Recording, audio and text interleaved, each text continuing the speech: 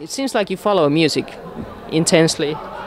Yeah, I mean, as intensely as I can. I mean, I listen to just about as much music as I did, if not more, when I was growing up.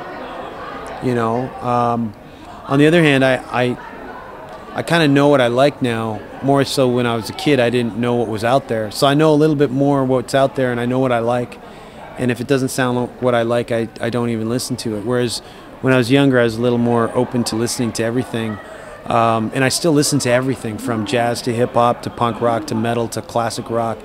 But I have all the albums that I want, that I listen to. You know, it takes a lot for a new album for me to gravitate towards. But that doesn't mean that there isn't many that are already catching my ear today. You know, there's a lot. There's tons, actually. Do you have any like new favorite bands?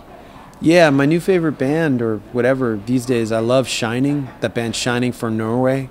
They put out an album called Black Jazz, which is like a mixture of like death metal and black metal elements mixed in with like dub trio meets John Zorn's Naked City. It's pretty wild. So how did you find them, the band? I read about them online. And it just kind of interested me that like a bunch of jazz dudes started getting into metal. That whenever jazz guys start getting into heavy music, you know it's going to be insane. So it's actually well played. Yeah, it's great. And the album Black Jazz is fast becoming my album of the year. Then there's other bands like the new Triptychon record is pretty fucking amazing. Noctimistium's new album sounds really good. And the new Brant Bjork album, Gods and Goddesses, sounds great. So there's a lot of music to check out. Which one of yours would you recommend to someone who's new to you? This one. This is, I think, really representative of us. We took like the best elements of all the old previous albums, like the heaviness of We Sweat Blood, the speed of Sleep Is the Enemy, and the melody of the last album, Never Too Loud, and we kind of mixed it all up. And I think this album's got kind of the heaviest moments we've ever had and the fastest moments we've ever had, and we're, you know, the more melodic moments we've ever had. And I think overall it's a really solid record and really representative of us.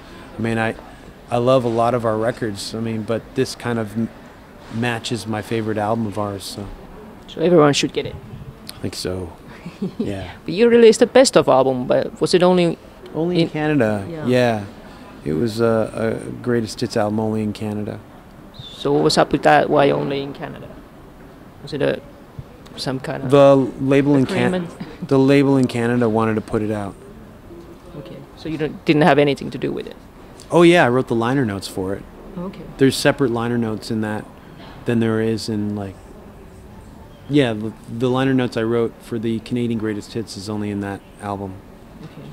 But didn't you release a B-sides album too? That was only in Europe? Yeah, and it was around the same time, so it got confusing for people. But around the same time last year, we put out a greatest hits in Canada and only a B-sides compilation only in Europe. And I wrote the liner notes for that too. So I wrote two separate liner notes that were released at the same time. So it gets a little confusing depending on where you live, but that's what happened. Yeah. And those liner notes are pretty much a description of each song and a little background on each song, because it's a compilation that covers like 10 years of music. So you get like a track that was pretty much recorded on a one-take thing, and then you get a track that was recorded in Dave Grohl's studio in LA. So the variations in sound, even, it sounds like sometimes it sounds like two different bands just because it's over 10 years. So that's why I thought, you know, liner notes for explanation was needed.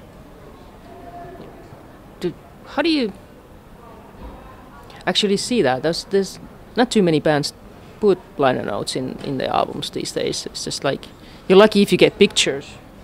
Yeah, I guess so. I don't know. I mean, the liner notes comes from a tradition of like albums where people put liner notes in it. I don't know. I don't really. I just started thinking I haven't seen liner notes in. I don't. Yeah, now that you mention it, there's not too many actually. Yeah, you're right. Hopefully it's a tradition that doesn't die out, because I love reading that shit. If it's done right and written right, and it was written from my perspective, so it's a personal perspective on some of our songs that I thought, you know, could be interesting for people to read. Yeah. Well, is there anything you want to say to your fans out there? No, I mean, I just usually just thanks for checking us out, and dankojones.com, and we've got a Facebook page and a Twitter thing. They got me twittering now. And at first I thought it was really stupid to do, but then I got hooked. So I Twitter. I'll probably Twitter about today. Okay, that's cool. Yeah. It was fun having you Thank here. you. It was fun doing it.